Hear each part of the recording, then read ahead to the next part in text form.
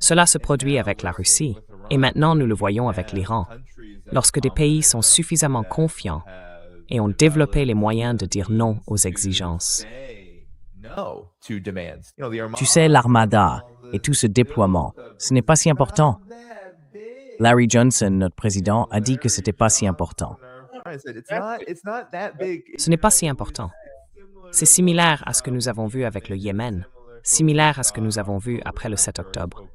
L'Iran dit qu'il n'a pas peur. Comme la Russie, ils disent « Non, nous ne céderons pas face aux menaces ». Alors que fait quelqu'un comme Trump et son administration dans une telle situation?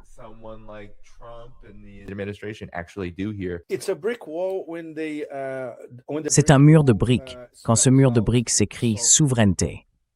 Il n'y en a pas beaucoup, Danny et Fong, nous le savons tous, dans le monde, qui puissent réellement exercer leur souveraineté. À part les grands, la Russie et la Chine, l'Iran fait partie des très rares. Le Yémen, le petit Yémen, la partie contrôlée par les Houthis, oui, est un autre acteur. Et Cuba, sous des milliards de sanctions depuis le début. Affamé maintenant, en train d'être affamé. Elle reste souveraine et elle continue de résister. Mais vous avez de grandes, très grandes puissances. Allons droit au but. Des pays comme le Brésil et l'Inde, ils ne sont pas souverains. Ils n'auront jamais le courage d'affronter les États-Unis de front comme l'a fait l'Iran. Donc vous savez, je pense que beaucoup d'entre nous espèrent, d'une manière un peu à la chinoise, que l'ensemble du Sud global prête attention.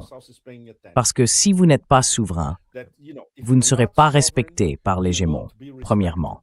Et deuxièmement, si vous êtes souverain, vous avez une chance de tenir tête à l'hégémon.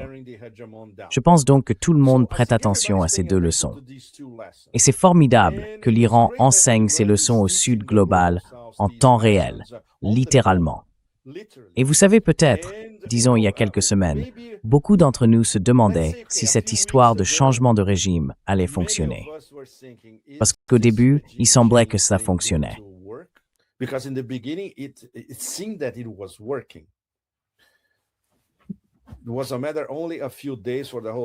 Il n'a fallu que quelques jours pour que tout s'effondre. Pourquoi? Parce qu'ils disposaient de bons renseignements de la part de leurs principaux partenaires, parce qu'ils comprenaient à quoi ils étaient confrontés, parce qu'ils ont comparé ce qui se passait cette fois en Iran avec les précédentes tentatives de révolution de couleur ailleurs, et parce qu'ils ont réprimé de manière massive, vraiment massive. Il n'y a pas d'autre moyen. Il n'y a pas d'autre moyen. On ne peut pas contrôler une opération de changement de régime sans répression. C'est tout. Et d'accord, l'Union européenne dit que vous avez tué des milliers de personnes. Foutaise.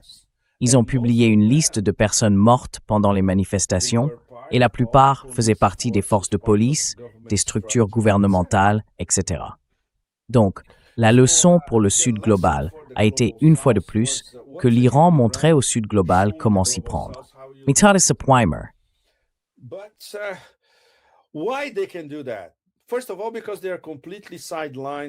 Tout d'abord, parce qu'ils sont complètement exclus du système financier occidental.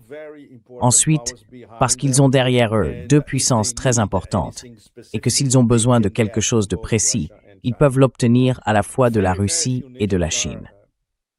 Très très peu de nations se trouvent dans cette situation, même parmi les grandes nations des BRICS. Et cela nous amène à un sujet dont je voulais te parler, ainsi qu'à notre public. Ce que dit le principal responsable des BRICS en Russie, Sergei Ryabkov, qui est le numéro 2 du ministère des Affaires étrangères. Laisse-moi voir si je peux me rappeler l'exemple qu'il a donné. Oui, parce qu'il a dit beaucoup de choses sur START, sur les relations entre la Russie et les États-Unis. Mais ce qu'il a dit à propos des BRICS, n'oublie pas, cet homme est le principal Sherpa russe pour les BRICS. Donc, tout ce qui se passe d'important au sein des BRICS est coordonné en Russie par Ryabkov.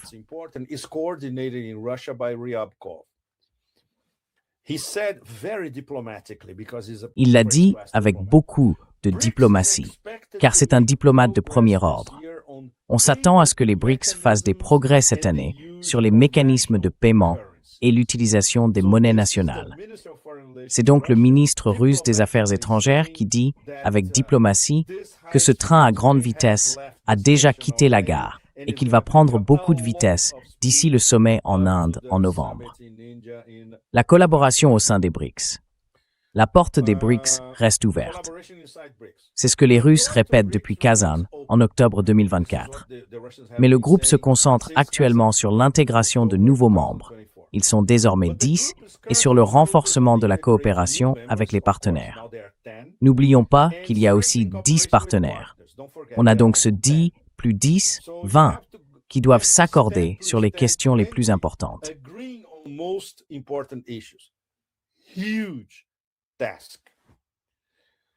Tâche immense. Il parle donc de la réunion des Sherpas des BRICS. C'est très important. Il le présente d'une manière qui peut sembler presque décontractée, mais c'est d'une importance capitale, car s'ils font cela, alors Trump 2.0 va être un énorme problème. La réunion des Sherpas des BRICS a discuté de la nécessité de parler d'une seule voix sur les questions internationales urgentes. Cela signifie que, pour chaque question internationale importante, disons tout au long de cette année déjà, en préparation du sommet en Inde, il doit y avoir une position unifiée des BRICS, d'une importance capitale. Cela inclut tout, depuis l'enlèvement de Maduro jusqu'aux menaces de destruction du Liban, aux menaces contre l'Iran, la Colombie, le Mexique, le Groenland, et ainsi de suite.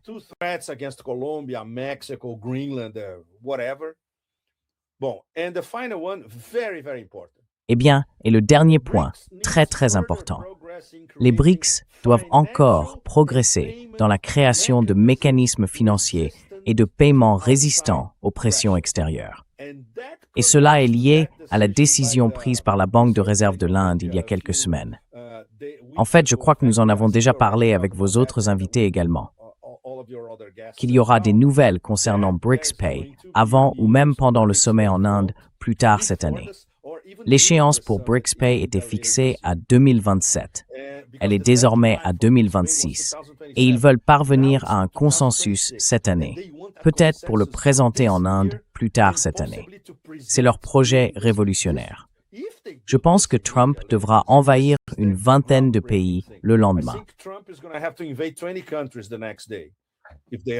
Nous voyons les banques chinoises parler de se débarrasser de davantage d'obligations du Trésor américain. Absolument. Ils se débarrassent de tout en masse, en fait. Et cet ordre vient directement d'en haut, Danny. Débarrasse-toi par tous les moyens nécessaires de tout ce que tu as. Et maintenant, accélère. Avant, c'était petit à petit, tu sais, comme un commerçant chinois appelant son contact à Wall Street pour dire « je peux vendre ». Non. Maintenant, c'est une avalanche.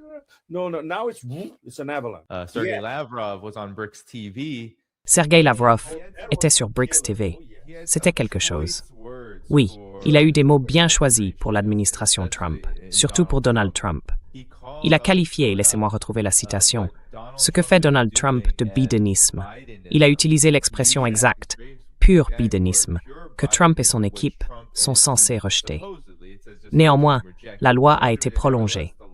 Il parlait de la loi sur les sanctions. Les sanctions contre la Russie se poursuivent et des sanctions ont été imposées à Lukoil et à Rosneft. Il évoquait toute la réunion d'encourage, l'esprit d'encourage terni par les propres politiques de l'administration Trump.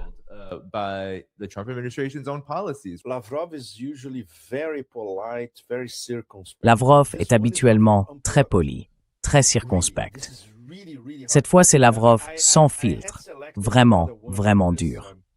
J'avais choisi une autre de ses formules, mais celle-ci est une véritable bombe, parce qu'en gros, ce qu'il dit, c'est que l'esprit d'encourage est mort, à la manière de Lavrov, très diplomatiquement. Mais ensuite, il dit ceci. Les États-Unis cherchent à placer tous les processus dans les domaines que j'ai mentionnés. Il parlait de START, de l'Ukraine, des relations entre les États-Unis et la Russie, etc., sous leur contrôle strict et exige des concessions unilatérales. Eh bien, nous savons tous que c'est ainsi que les Américains négocient avec n'importe qui, n'est-ce pas? Retour à Lavrov. Sans renoncer au contact avec eux, ce qui est une manière très polie de dire « regardez, nous continuons d'essayer de dialoguer. This is a very polite way of saying, look, we keep trying to talk. It's up to them if they want to talk or not. So the Russians are not going C'est à eux de décider s'ils veulent parler ou non. Les Russes ne vont pas abandonner les contacts, dans la mesure où ils sont disposés à s'engager sur une base mutuellement bénéfique. C'est très, très important. D'accord, nous leur parlerons, mais nous espérons qu'ils souhaitent une base mutuellement bénéfique. Si c'est uniquement pour leur propre profit, évidemment, cela ne nous intéresse pas. Et ensuite, il ajoute, nous sommes intéressés si cela continue ainsi. Mais la partie la plus importante, il la garde pour la fin. Avec nos partenaires des BRICS, nous voulons créer une architecture qui ne sera pas soumise aux actions illégales de tel ou tel acteur du flanc occidental. Comment faut-il comprendre cela? How should we read that? This is a manifest for the BRICS, C'est un manifeste pour les BRICS, pour l'OCS, pour le partenariat stratégique entre la Russie et la Chine, et pour les principales nations qui composent le Sud global, et sur la manière dont elles vont désormais traiter avec les États-Unis. Tout y est. En gros, ce sont deux phrases enchaînées. C'est donc très, très sérieux.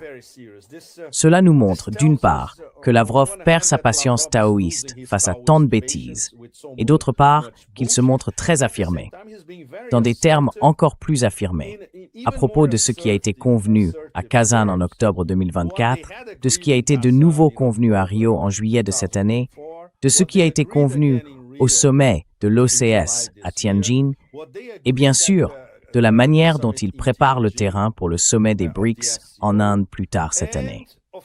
Avec les Indiens, c'est très important, avec les Indiens à bord.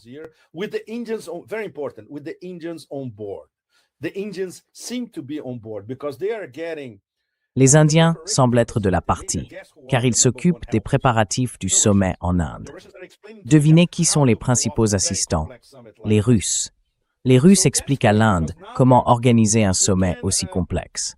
C'est donc une bonne chose, car désormais nous pouvons le constater, ce n'est plus de la spéculation.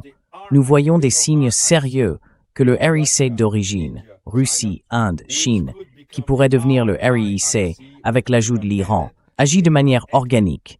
Ils perçoivent les menaces qui viennent de Trump 2.0. Ils comprennent qu'ils doivent proposer quelque chose d'important cette année et lors du sommet en Inde plus tard dans l'année. Et voilà, comme disent les croupiers à Monaco, les jeux sont faits. C'est parti. Les choses deviennent très très sérieuses.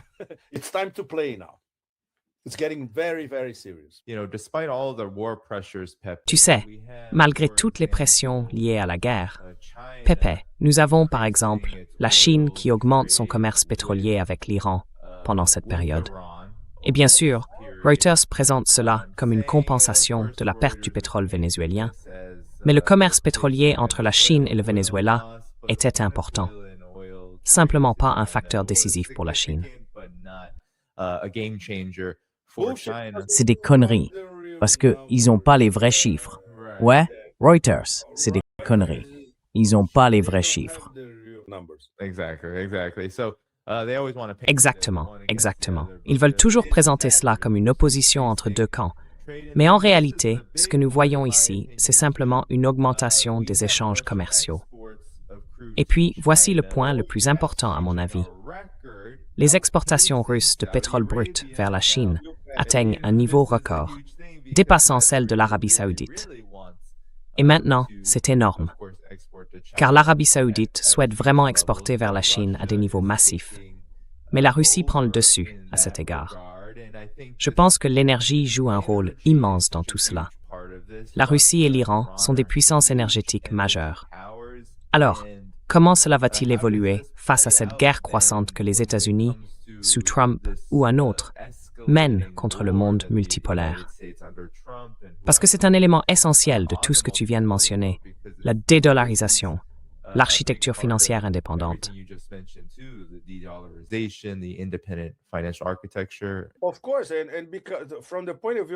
Bien sûr. Et du point de vue de l'administration Trump, l'obsession numéro 1, c'est le contrôle du pouvoir, du pétrole, le contrôle de l'énergie partout et le contrôle de qui vend du pétrole à qui. Et cela doit être payé en dollars américains. C'est l'obsession et la paranoïa suprême. Au-delà de tout, si quelqu'un commerce de l'énergie en contournant le dollar américain, ce qui est bien sûr le cas avec la Russie et la Chine. Nous avons le gazoduc Force de Sibérie, vous savez, qui tourne à plein régime, sans aucune limite, allant toujours plus loin. Nous aurons Force de Sibérie 2 à travers la Mongolie d'ici, 3 ou 4 ans maximum. Ils achètent tout ce qu'ils achetaient autrefois au Venezuela. Ils achètent maintenant à l'Iran. Et les Chinois ne s'inquiètent pas. Les Chinois savent où se trouvent toutes leurs principales sources d'énergie.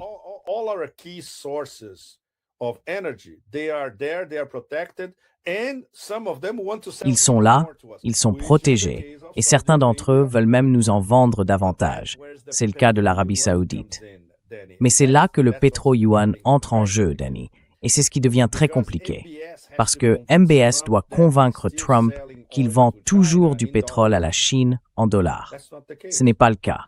Les Chinois, je dirais, lui ont déjà passé un sérieux avertissement. Écoute, à partir de maintenant, c'est uniquement le pétro-yuan. Comment va-t-il vendre ça à Washington, à Mar-a-Lago? Pratiquement impossible, non? Une autre raison pour MBS d'intervenir auprès des Américains. Ils disent « N'attaquez pas l'Iran, car ce serait la destruction de nous tous dans le Golfe Persique. » Bien sûr, l'Arabie saoudite y perdrait beaucoup. Et si les bases américaines en Arabie saoudite étaient attaquées, imaginez, le blocage du détroit d'Ormuz, si cela se produit, imaginez.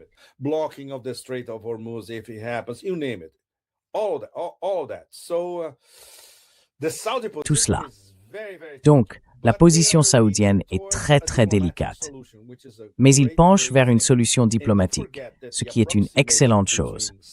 Et n'oublions pas que le rapprochement entre l'Arabie saoudite et l'Iran a commencé en Russie, puis ils ont passé le relais à la Chine, et c'est Pékin qui a conclu l'affaire. Évidemment, les Saoudiens observent autour d'eux. Ils comprennent que lorsqu'on devient un ennemi de la Chine, on reste un ennemi de la Chine pour toujours. Si la Chine vous considère comme un ami, vous avez un ami chinois pour toujours également. Donc vous voyez tous ces calculs entrent en jeu. C'est très très important. Et cela montre que l'échiquier bouge en temps réel, vraiment. Et les Américains ne peuvent plus compter sur des vassaux qui obéissent simplement à la volonté de leur maître. C'est définitivement terminé. Oui. Alors, vous imaginez? Eh bien, ce type ne doit pas dormir la nuit. This guy cannot sleep at night. No? If the Strait of Hormuz is closed by Iran, Si le détroit d'Ormuz était fermé par l'Iran, est-ce que la Chine, vous savez, il y a beaucoup d'activités pétrolières qui passent par ce détroit, ferait ce qu'elle fait actuellement, c'est-à-dire augmenter son commerce de pétrole et d'énergie avec la Russie? Est-ce ainsi qu'elle s'adapterait?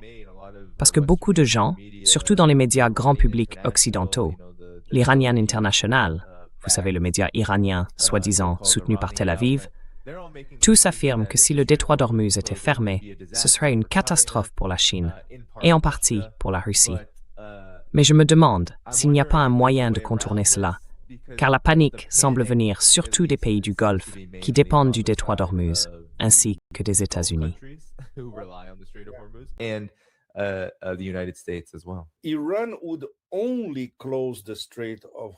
L'Iran ne fermerait le détroit d'Ormuz qu'en dernier recours. C'est, en réalité, son atout maître, la mesure ultime possible. Il ne le ferait que s'il était directement attaqué et s'il pensait que cela pourrait changer la donne. Et bien sûr, cela interviendrait après des consultations avec la Russie et la Chine, surtout la Chine. Les Chinois pourraient dire « Écoutez, vous pouvez le fermer quelques jours. Pourquoi pas? C'est un scénario possible. » Ils vérifieraient leurs réserves. Oui, nous pourrions tenir 10 jours, 2 semaines avec nos réserves. Puis ils seraient rouverts. Évidemment, les Chinois pencheraient pour une guerre éclair, quelque chose que les Iraniens pourraient lancer, comme une contre-attaque rapide s'ils étaient attaqués. For a lightning strike counter war if they are attacked. So this thing could end in a week. Donc, cette affaire pourrait se terminer en une semaine. Le problème, c'est qu'une attaque prolongée des Américains qui obligerait les Iraniens à fermer le détroit d'Ormuz signifierait un effondrement certifié du système financier international. L'une de mes dernières chroniques portait précisément sur ce sujet, en se basant sur toutes les simulations que les experts en produits dérivés de Goldman Sachs réalisaient au cours de la décennie précédente. Je me souviens avoir beaucoup écrit à ce sujet vers 2016, 2017, 2018 et ainsi de suite. Et maintenant, les chiffres sont encore pires. La prévision générale, qui correspond à ce que disent les traders du Golfe Persique, est que si cela dure plus d'une semaine, le baril de pétrole pourrait atteindre $700, pas 100 ou 200, comme ces stupides articles de Bloomberg publiés ces derniers jours.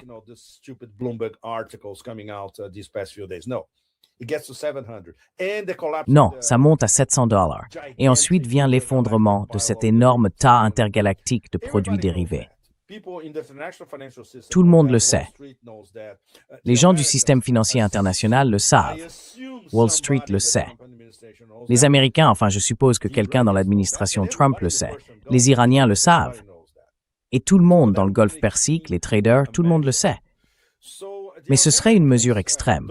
Donc les Américains, ceux qui ont un QI supérieur à 10, savent que si Trump voulait détruire l'économie mondiale, pas seulement l'économie américaine, il pourrait faire quelque chose pour forcer les Iraniens à fermer Hormuz. C'est donc un autre élément à prendre en compte. Encore une fois, comme il n'est pas stratège, il ne pensera jamais aux conséquences, n'est-ce pas?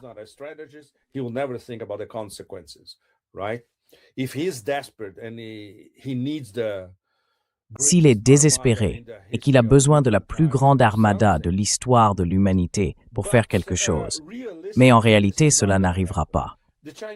Les Chinois ne s'inquiètent pas, car ils ont des approvisionnements garantis. Ils sont garantis par la Russie.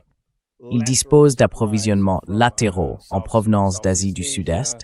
Ils ont aussi le Kazakhstan et surtout le gaz qui vient du Turkménistan par ce gazoduc qu'ils ont construit la décennie précédente. Donc ils sont tranquilles. Et les Russes, même chose. Les Russes sont tranquilles parce que tout d'abord, ils ont toute l'énergie dont ils ont besoin et même des surplus. Si les Chinois en veulent davantage, ils peuvent la faire passer par le gazoduc Force de Sibérie. Pas un gros problème. Donc, encore une fois, la balle est dans le camp de Neo Caligula. Veut-il discuter ou veut-il détruire l'économie mondiale? C'est sa décision. Or does he want to destroy the global economy? It's his decision.